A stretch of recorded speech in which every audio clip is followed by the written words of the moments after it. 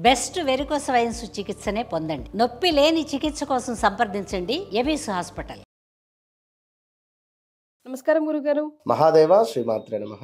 గురుగారు, ఇక కార్తీక మాసం అమావాస్యతో ఎండ్ కానుంది కదా, మరి ఈ అమావాస్యని మనమంతా ఎలా సద్వినియోగం చేసుకోవాలో ఒకసారి గుర్తు చేయండి. తప్పకుండా.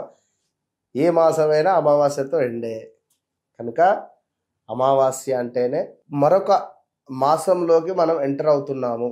మనకు ఉండేటువంటి 12 మాసాలలో చక్కగా ప్రతి మాసంలో 2 ఏకాదశులు, ఒక అమావాస్య, ఒక పౌర్ణమి ఎంతో విశేషాలు తెచ్చిపెడుతుంటాయి. ఇవి వెలకట్టలేని సంపద మనకు మన సాంప్రదాయం ఇచ్చినటువంటిది ఇది వాస్తవానికి కూడా.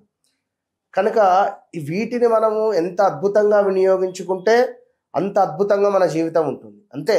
ఎందుకంటే ఏదో ఏదో చేసుకొని ఏదో అయ్యో ఇప్పుడు గోటితో పోయేదాన్ని గొడ్డల దాకా తెచ్చుకునేటువంటి పరిస్థితులు అనేటువంటిది అనవసరం.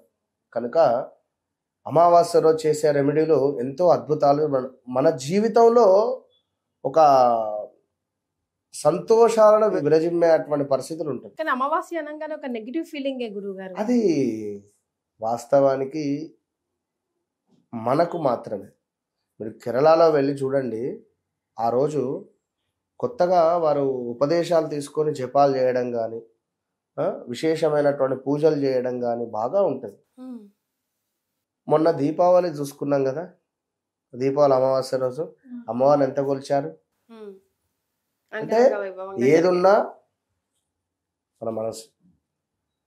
ఆ రోజు దీపావళి అమావాస్య, అమ్మవారు 108 కాయిన్స్ అంతా ఇంట్లో ఉన్నటువంటి దుమ్ము ధూళి మొత్తం దులిపేసి అద్భుతంగా దీపావళి నోములు ఒక పండుగ వాతావరణం నెలకొంటుంది.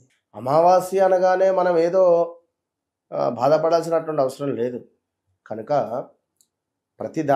ప్రతిదీ ఒక స్పెషల్ డేకు ఒక గుర్తింపు అనేటువంటిది ఉంటుంది. ఈ అమావాస్య అంటే పితృదేవతలకు ఎంతో ప్రీతి చెందుతుంది వాస్తవానికి. అందులోనూ కార్తీక మాసము కనుక ఈ కార్తీక మాసంలో దామోదర కళ్యాణాలు కనుక ఈ దామోదరునికి సంబంధించినటువంటి మాసము. అదే అట్లా శివకేశవులకు భేదం లేకుండా పూజించేటువంటి మాసం ఇది. ఎట్లా శివకేశవులకు భేదం లేకుండా పూజిస్తున్నామో అదేవిధంగా పితృదోష నివారణ సిద్ధ్యర్థం కూడా అమావాస్య రోజు పితృదేవతలను పూజించాలి. పూజించడము ఎంతో, దానివల్ల మనకు అద్భుతాలను వచ్చే పరిస్థితి ఉంటుంది. బుధవారం రోజు మొదలయ్యేటువంటి అమావాస్య గురువారంతో ముగుస్తుంది. వాస్తవానికి బుధవారం మొత్తం ఉంటుంది మనకు అమావాస్య. 19వ తారీఖే. 19వ తారీఖు అన్నా కూడా మనకి ఇక్కడ 9 1 కలిస్తే 10 నెంబర్ 1. ఈ రోజు నాడు ఖచ్చితంగా ఎవరైతే మనం చెప్పినటువంటి విధంగా వారు చేసుకుంటారో ఈ అమావాస్య నుండి వీరు నెంబర్ 1గా నిలుస్తారు. ఇది మాత్రం సత్యం. ఖచ్చితంగా ముందుగా ఈ రోజు నాడు వారి ఇంట్లో ఉండేటువంటి కులదేవతలు కానీ కుల దైవతలు అంటే ఇప్పుడు కొందరికి రాజరాజేశ్వరుడు, వెంకటేశ్వర స్వామి, మన పోలేరమ్మ, లైక్ ఏదేదో ఉంటుంది. కులదైవానికి నమస్కరించుకోండి. ఈరోజు విశేషంగా కులదైవానికి సంబంధించినటువంటి ఒక నైవేద్యాన్ని సమర్పించండి. ఏదైనా మనం ఇంట్లో రెగ్యులర్ గా వండుకునేవి కూడా అర్పించొచ్చా గురువు? ఏదైనా అన్నం, పప్పు, కూర అట్లాగా అన్నం తీసుకొని అందులో కాస్త పాలు పోసి కొత్త శర్కర వేసి చక్కగా కూడా కలిపేసి పెట్టేస్తే ప్రసాదం అవుతుంది. మళ్ళీ దాన్ని నెక్స్ట్ డే దాకా అక్కడే విడిచిపెట్టద్దు. దాన్ని ఖచ్చితంగా ఇంటి యజమాని కానీ ఇంట్లో పిల్లలకు కానీ అది పెట్టాలి. ఇంత కప్పటి పెట్టండి. మరి ఇంత గిన్నెడు పెట్టేసి దాన్ని మనిషికి ఒక స్పూన్ తినేసి మిగిలింది మొత్తం బారేయడం కంటే ఇంత పెట్టండి సరిపోతుంది.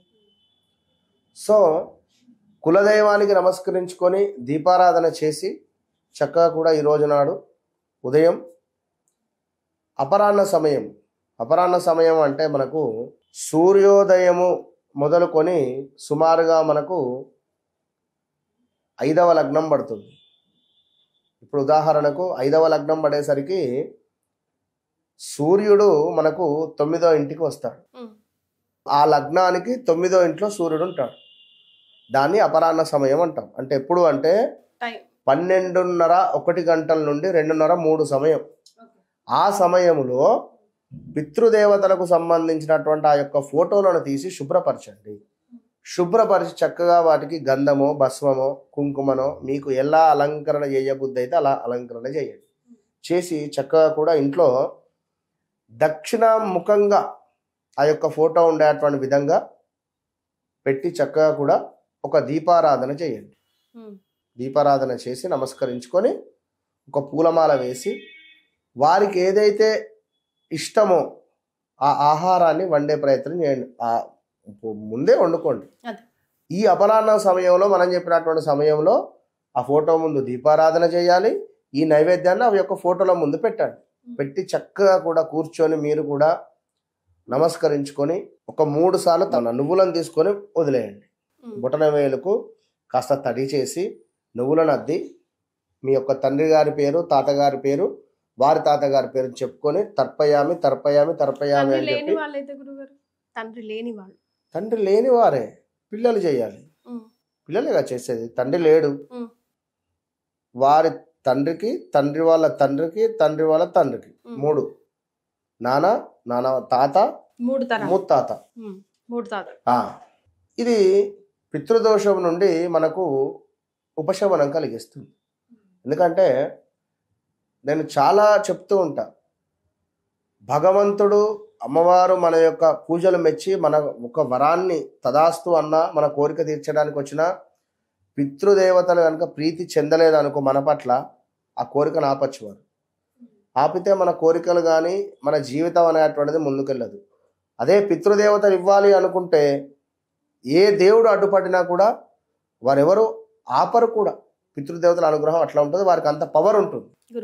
గురుగారు, అంటే మా ఇంట్లో పితృదోషాలు ఉన్నాయని గమనించుకోవడానికి ఏమైనా సూచనలు ఉన్నాయి? ఖచ్చితంగా మనము భుజించేటువంటి ఆహారములో తరచూ వెంట్రుకలు వస్తూ ఉంటాయి. ఇది సత్యము. అని మనం తినేటువంటి ఆహారం కానీ ఎక్కడైనా కానివ్వండి వెంట్రుకలు మనకు వచ్చాయా పితృదోషం ఉంది అని నిర్ధారణ చేసుకోవడమే. రెండవది, తరచూ కూడా భార్యాభర్తలలో చీటికి మాటికి గొడవలు జరుగుతుంటాయి. అదేవిధంగా ఇంట్లో కుళాయిలు నల్లాలు ఉంటాయి కదా మనకు వాటర్ రిలేటెడ్ గోడ అవన్నీ కూడా లీకేజ్ అయ్యి వాటర్ కారిపోవడం లాంటివి ఉంటుంది. వెంట్రుకలు ఊడిపోవడం కానీ ఇంట్లో ఒక వెలుతురు లేని వాతావరణం అంటే చీకట్లోనే ఉండబుద్ధి అవుతూ ఉంటుంది. చీకట్లోనే ఉండాలనిపించేటువంటి పరిస్థితులు ఉంటాయి కొన్ని. ఇగో ఇలాంటి సందర్భాలు ఇంకా చాలా ఉన్నవి, కొన్ని మాత్రం నేను చెప్పాను.